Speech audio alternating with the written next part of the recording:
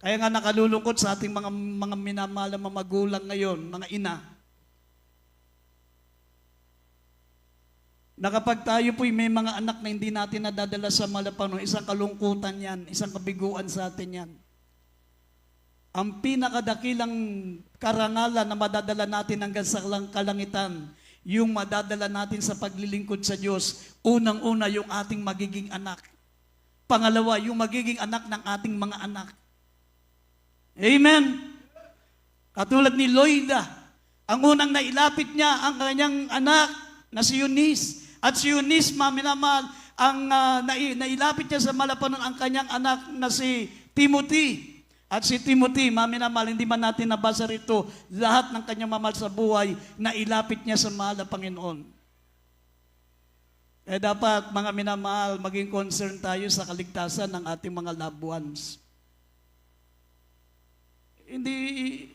Hindi mahalaga, minamahal, maging professional ang mga pamilya nyo rito.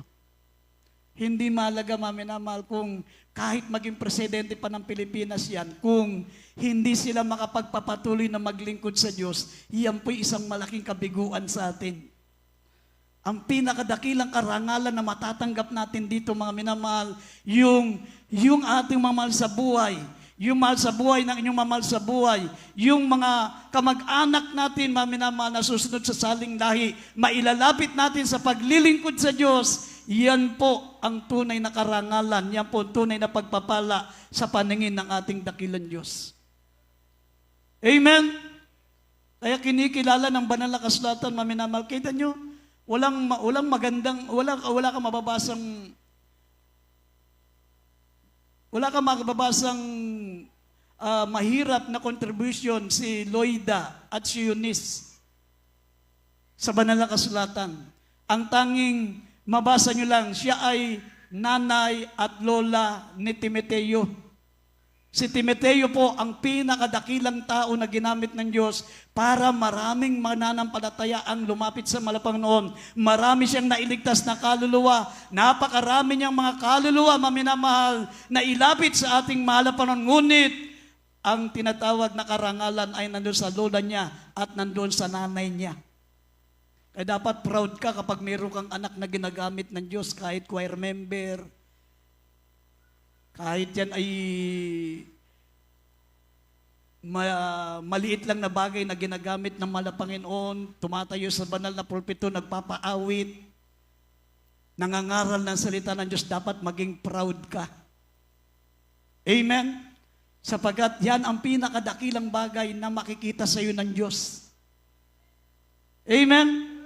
Bakit pinuri ng Diyos si Loida, maminamahal, at si Eunice, na lola at nanay, maminamahal ni Timoteo, sapagkat kung hindi dahil sa kanila, wala si Timoteo na napakaraming kaluluwa ang nailapit sa mahal na Panginoon at nakasulat pa yung kanyang pangalan dito sa Biblia, 1 Timothy and 2 Timothy. Amen? Sabi rito, maminamahal ng banal na kasulatan, a personal faith of Loida and Eunice had a genuine and hypocritical faith that was real and active faith that influenced the daily life of the home. Maminamahal, ang pananampalataya ni Loida at ni Eunice, mga minamahal, ito po ang nag-udyok sa kanyang buong pamilya, lalo na kay Timoteo, ang maglingkod sa ating pinakamamahal na Panginoon ng buong katapatan hanggang makapagdala siya ng kaluluwa sa paanan ng ating mahal na Panginoon. Ang sabi rito, maminamahal, ang kanyang ginawa ay hindi nakalimutan ng ating pinakamamahal na Panginoon. Amen! Tandaan niyo po yan, mga minamahal. Kung maging professional ang anak mo, dito lang sa mundo yan. Dito lang sa mundo yan. Hindi covered sa Bible yan. Hindi maitatala sa Biblia yan. Mas maganda kung professional na sila, naglilingkod pa sila sa Diyos. Amen? Pero kung ang profession nila, ang makapaglalayo sila sa mahal na Panginoon, hindi po lubos na kagalakan yan. Hindi pa lubos. Hindi lubos yan. Kailangan mga minamahal, katulad ni Lucas. Si Lucas, at the same time, doktor. Si Lucas, doktor yan. pero hindi niya pinabayaan ang kanyang pananampalataya sa Diyos. At the same time, siya po ay professional. At the same time, siya ay naglilingkod sa mahal na Panginoon. Nakasulat pa ang kanyang pangalan sa Biblia, Lucas, ang manggagamot. Sabi ng Colossians 4:14, si Lucas ang ating kapatid na manggagamot. Hindi naman kinakailangan talikdan mo yung iyong profesyon. Hindi kinakailangan talikuran mo ang iyong profesyon para, mga minamahal, maglingkod ka sa Diyos. Mas lalong magiging kapakipakinabang ka kung professional ka pa, naglilingkod ka pa sa mahal na Panginoon. Pero isang malaking kalugian sa iyo kung ang profession mo ang maglalayo sa iyo sa Diyos, sapagkat walang matitira sa iyo. Kung mababasa nyo ang Revelation chapter 6, verse 15 up to 17, lahat ng mga professional na naiwan sa rapture, ang mga hari, ang mga prinsipe, ang mga kapitan, sabi rito, ang mga mayayaman, ang mga may mga kapangyarihan sa sanlibutan ito, naiwan sila sa rapture at sila'y nananalangin sa yungib. Sabi niya, o mga bato, malaking yungib, tabunan niyo na kami para hindi na kami abutan ng galit ng Diyos. Sabi rito, tingnan nyo, dugtong natin sandali ang yan talatang yan sa Apokalipsis 6:15 up to 17. Professional yung mga yan. Basahin natin.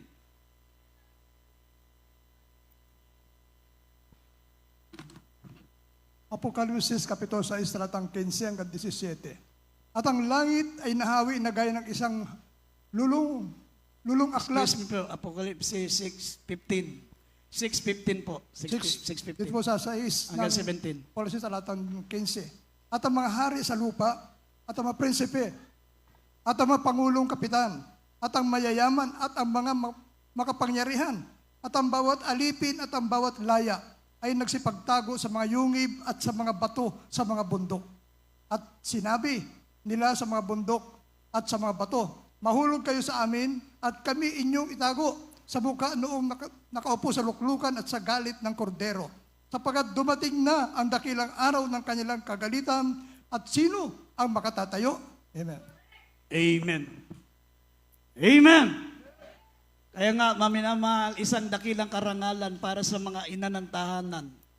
Kung may pagpapatuloy nyo po ang inyong mga mahal sa buhay, yung professional na naglilingkod pa sa mahal na Panginoon.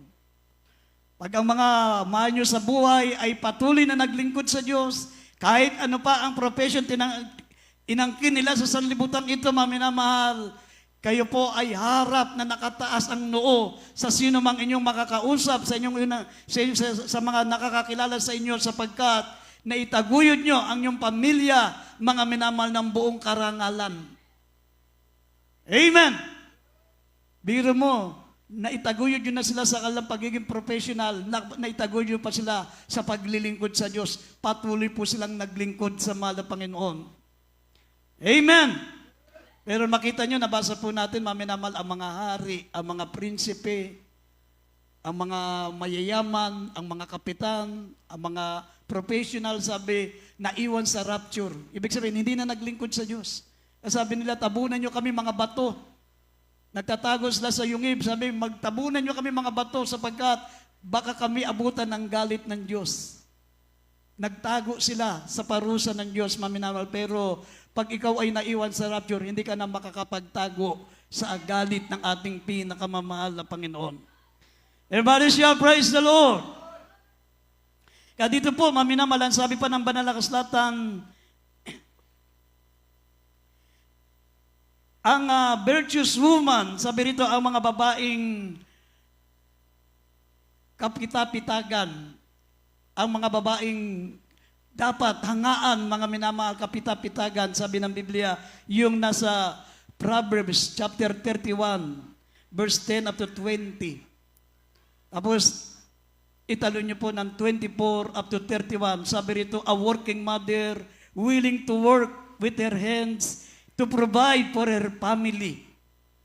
Ang mga babae, mga minamahal na gumagawa para sa kanyang pamilya. Sabi po rito, kung mababasa po natin, isang mabait na babae, virtuous woman, Who can find a virtuous woman, for her price is far above rubies. Isang babae, sino makasusumpong sa kanya sapagkat ang kanyang alaga ay higit pa sa mga ruby, higit pa sa mga mamahaling bato. Sabi, ang puso ng kanyang asawa ay tumitiwala sa kanya. Siya hindi kukulangin ng pakinabang. Gumagawa siya ng mabuti sa kanya at hindi kasamaan lahat ng mga kaarawan ng kanyang buhay. Siya humahanap ng balahibo ng tupa at lino at gumagawang kusa ng kanyang mga kamay. Siya'y parang mga sasakyan dagat ng kalakal, nagdadala siya ng kanyang pagkain mula sa malayo. At ang sabi pa, verse 15, siya'y bumabangon naman samantalang gabi pa. Nagbibigay ng pagkain sa kanyang sambayan at ang kanilang gawain sa kanyang alilang babae. Kanyang minamasdan ang bukid at binibili sa pamagitan ng kanyang kamay at nagtatanim siya ng ubasan. Binibigkisan niya ang kanyang balakang ng kalakasan at nagpapalakas ng kanyang mga bisig. Kanyang namamalas ang kanyang kalakal at makikinabang. Ang kanyang ilaw ay hindi namamatay sa gabi. Kanyang itinangan ang kanyang mga kamay sa panulid at ang kanyang kamay ay humahawak sa panghabi. Sa verse 20, iginagawad niya ang kanyang mga duka, ang kanyang kamay sa mga duka at iniaabot niya ang kanyang mga kamay sa mga mapagkailangan. Yan po ang katangian ng tinatawag na virtuous woman. Ang sabi, ang mabait na babae, yung kahanga-hanga. Sabi rito, sinong makasusumpong sa kanya? Isang babaeng mabuti, maminamal sa babaeng kahanga-hanga. A virtuous woman, mabait at kahangahangang babae. Amen. Ang sabi, a working mother willing to work with her hands to provide for her family.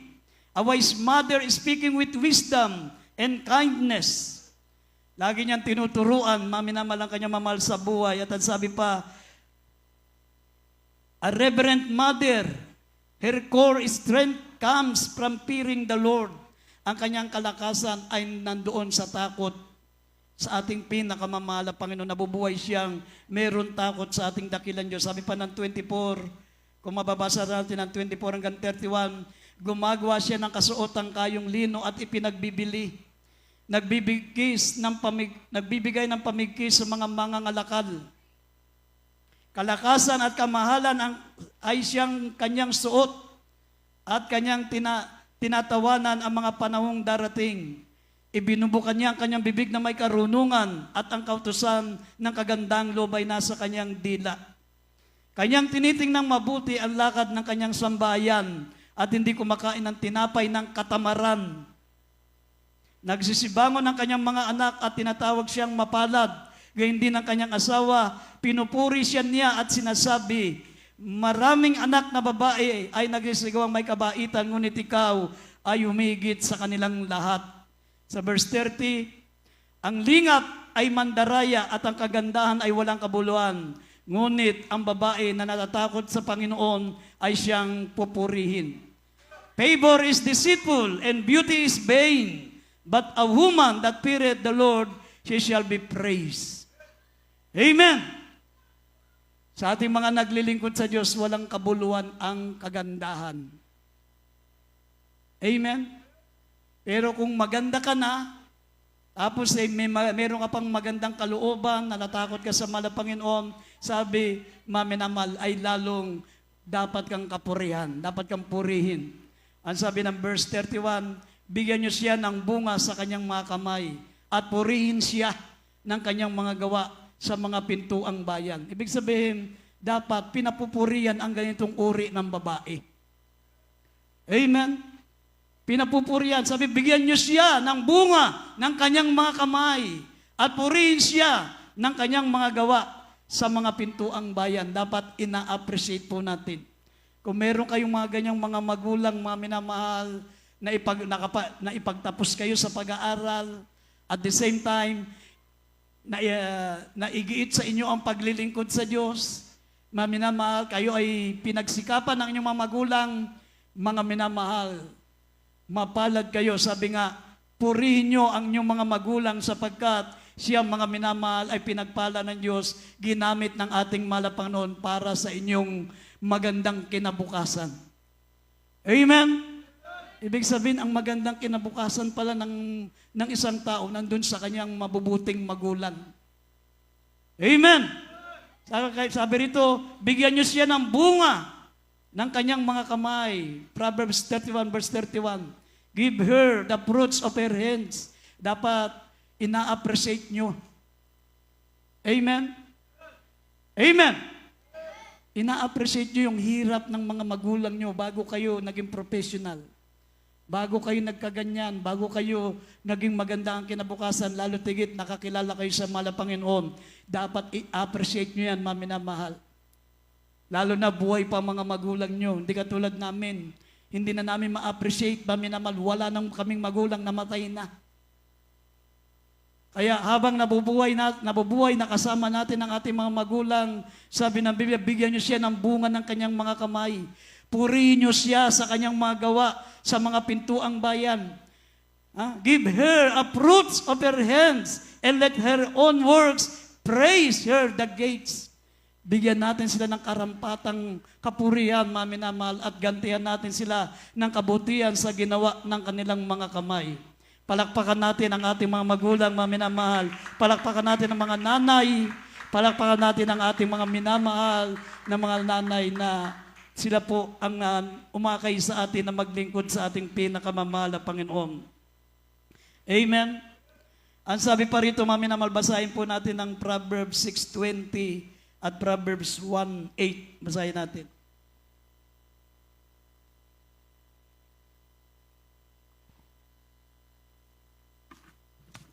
Dito po sa Kawikaan, Kapitulo 6, talatang 20. Anak ko, ingatan mo ang utos ng iyong ama at huwag mong kalimutan ang kautosan ng iyong ina. Amen. Proverbs 1:8. Pauno ng Kawikaan, talatang 8. Anak ko, dinggin mo ang turo ng iyong ama at huwag mong pabayaan ang kautosan ng iyong ina. Amen. Yan, maminamahal, ang sabi ng Biblia, what mothers deserve. Ano, maminamahal, ang dapat ibigay natin sa ating mga magulang? What mothers deserve. Ano ang karangalan na dapat ipagkaloob natin sa kanila? Sabi rito, maminamahal, huwag mong pababayaan ang mga kautusan ng iyong ina. Huwag mong pababayaan, huwag mong kalilimutan. Lahat ng habilin ng iyong ina. Tandaan nyo, maminamahal, wala nang taong nabuhay sa ibabaw ng lupa na totoong nagmamalasakit sa tao kundi ang kanyang ina. Amen? Kaya makita nyo, pag ang ina nawala sa tahanan, mga minamahal, sabi nga, ang ina ang ilaw ng tahanan. Karamihang mga pamilya na wala na ang tatay, dumidilim, mga minamahal, ang bahay. Nagiging mga anak nila, mga minamahal. Kasi hindi mabantayan ng mga tatay eh. Iba yung pag-aaruga ng magulang, iba ang pag-aaruga ng nanay. Amen? Pero pag ang nanay ang nawala, maminamahal, nagiging broken family. Ang mga anak nagugumon sa pinagbabawal na gamot. Ang mga anak, maminamahal, nagiging miserable ang buhay nila sapagkat wala ng ilaw ang kanilang tahanan. Yan po ang naidudulot ng magulang. Kaya sabi ng Biblia, huwag mong pababayaan ang kautusan ng iyong ina. Huwag mong kalilimutan. Sabi, anak ko, ingatan mong utos ng iyong ama at huwag mong kalilimutan maging ang kautusan ng iyong ina. Amen! Sapagkat yan po, mga minamahal, ang magbibigay sa iyo ng tagumpay. Amen. Sabi, respect and honor, recognizing their effort. Respect and honor, recognizing their effort. Kilalanin nyo ang pagpapagal ng mga magulang nyo, mga minamahal. Sabi pangalawa, gratitude for wisdom, honoring the advice they give. Igalang natin yung mga payo nila sa atin. Yung pagtuturo nila sa atin, sabi, gratitude for wisdom. Alam nyo si Abraham Lincoln, bakit naging presidente ng Amerika yan? Si Abraham Lincoln, dahil sa kanyang mahal na ina. Talagang bago nag-aral si Abraham Lincoln, nag-aral muna siya sa paanan ng kanyang nanay. Hindi pa marunong magbasa si Abraham Lincoln, kabisado niya na ang Biblia. Bakit? Dahil pinamemorize ng nanay niya. Talagang kung hindi maminamahal sa magulang ni Abraham Lincoln, yung kanyang mahal na ina, hindi siya magiging presidente ng Amerika. At kung hindi naging presidente si Abraham Lincoln ng Amerika, hindi magkakaroon ng magandang pagtitinginan ang mga maiitim at saka mapuputi. Dati kapag ikaw ay maputi, mataas ang kalagayan mo. Pag ikaw maitim, mga minamahal, alipin ang tingin sa iyo. Ganun ang tingin nila. Tinitignan nila sa balat. Pag ikaw ay maitim, minamahal, aalipinin ka. Wala kang karapatan maging presidente. Wala kang karapatan na ikaw magkaroon ng mataas na kalagayan sa bansang Amerika. Pero noong naging hari si Abraham Lincoln, pantay-pantay, walang alipin, walang malaya. Maminamal, lahat pwede. Kaya makita nyo, maminamal sa Amerika kung sino yung maitim. Yun ang mga talented. Magagaling kumanta, magagaling sa basketball, magagaling kahit saang larangan. Pero dati alipin lang sila. Pero dahil kay Abraham Lincoln, naging pantay ang tingin ng mga mapuputi at mga maiitim. Yan ay dahil sa ina ni Alexander, ni Abraham Lincoln. Amen. Everybody say, praise the Lord. Ang sabi rito, joy, not grief. Living in a way that bring happiness to our mother. Maminamahal, makapagbigay tayo ng kagalakan. Huwag kahapisan. Habang nabubuhay, kasama nyo ang inyong mga magulang, sikapin nyo makapagbigay tayo ng kagalakan. Huwag kahapisan. Sabi rito, joy and not grief. Living in a way that bring happiness to our mother. Gawin natin lahat ng magagawa natin habang kapiling natin ang ating mga mahal na ina. Ako, ngayon ko lang na-realize yan, maminamahal, na dapat pala habang nabubuhay ang magulang natin, nabibigyan natin sila ng kagalakan, nabibigyan natin sila mga minamahal ng kasiyahan sa kanilang mga puso sapagkat hindi palaging kasama natin sila. Nung binawi na ang aking magulang, nawala na ang aking nanay, doon ko lang na-realize na dapat pala buong bahagi ng buhay ko nung nabubuhay siya, na ibigay ko lahat. Pero 17 pa lang ako, iniwan ko na po ang aking nanay. Nag-worker na po ako. Nag-full-time worker na po ako. Tapos dadalaw lang ako pag may okasyon, Pasko. Magbibigay lang ako ng pera, magbibigay ako ng regalo, pero hindi talaga lubos. Pero dapat pala tayo pong mga anak ng Diyos ngayon, maminamal, dapat habang kasama natin ang mga magulang natin, huwag tayo makapagbigay ng kalungkutan sa kanila. Huwag tayo makapagbigay, maminamahal, ng problema sa kanila. Hindi natin sila laging kasama. Ang pinakamahirap na kalagayan sa kalagayan ng magulang ay ang ina. Biro mo, pag ipinanganak ka between life and death, 9 na buwan kang nandun sa kanyang sinapupunan. Tapos pag ipinanganak ka, between life and death, pwedeng mamatay ang magulang mo dahil sa iyo. Pero mga minamahal, tiniis nila yun. Tapos sakripisyo pang aalagaan ka. Mapupuyat mga minamahal, talagang hindi makatulog na maayos dahil sila po ang mga tunay na umaibig sa atin, maminamahal. Katandaan po natin yan. Sabi ng banal na kasulatan, what mothers deserve. Ibigay natin ang karapat-dapat sa ating mga magulang habang kapiling pa natin sila sapagkat darating ang araw, mga minamahal, gusto man natin gawin, hindi na natin magagawa. Amen. Palakpakan natin ang ating mga mahal na ina ng ating tahanan. Praise the Lord! Mga minamahal, kayong mga kabataan, habang kapiling nyo mga nanay nyo, mahalin nyo sila. Darating ang araw, mauna sila sa atin, maminamahal, doon mo lang ma-realize na bakit hindi ko naipakita yung aking pagmamahal sa aking magulang. Gawin natin ngayon habang kapiling natin sila sapagkat hindi natin laging kasama sila. Minsan, maminamahal, ang lakas-lakas nila, tapos pagtingin mo, kinuha na pala ng mahal na Panginoon. Amen? Kaya nga, napakapalad po natin, may mga magulang tayo, may mga ina tayo, mga minamahal na kasama nating naglilingkod sa Diyos. Purihin ang ating pinakamamahal na Panginoon. Everybody shall praise the Lord. Gusto ko po, mga minamahal, na bago tayo dumako sa ating mga kahilingan, mga pangailangan, sa ating mga nanay, sa ating mga minamahal niyong mga anak, lapitan niyo ang inyong mga magulang, lapitan niyo ang inyong mga nanay. Sabihin niyo po, mga minamahal, na mahal niyo ang inyong mahal na ina. Napakapalad niyo, kasama niyo pa ang inyong mga magulang, mga minamahal. Habang kapiling natin sila, samantalayin natin, ibigay natin lahat, mga minamahal, ng ating dapat ibigay sapagkat hindi sila palaging kasama natin. Lapitan nyo, mga minamahal, bago tayo dumako sa ating mga kahilingan, mga pangailangan, lapitan nyo ang ating mga nanay. Lapitan nyo, mga magulang nyo, lapitan nyo, mga minamahal, ipakita nyo ang inyong pagmamahal.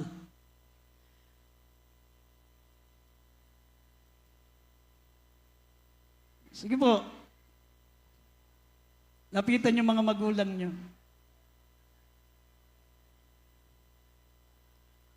Praise the Lord, hallelujah.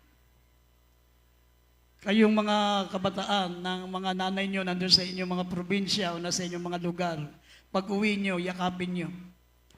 Mahalin nyo. Halikan nyo. Yan po, maminamahal, ang isa sa mga pagkukulang ko kasi mula nung naging worker ako, 17 years old lang ako nag-worker. Hindi ko na po nadalaw ang mga magulang ko. Nadadalaw ko lang po after 30 years. Nadalaw ko ang aking magulang after 30 years. Maminamahal. Tapos tuwing Pasko na lang. After 30 years, tuwing Pasko na lang akong nakakadalaw. Tapos nabalitaan ko, namatay na ang aking ina. Kaya nga, napakapalad ng mga anak ngayon, kapiling pa nila ang kanilang mga magulang sapagkat may padadama pa nila ang kanilang pagmamahal sa kanilang mga magulang. Everybody shout, praise the Lord! Purihin po ang ating pinakamamahal. Tumayo po tayo.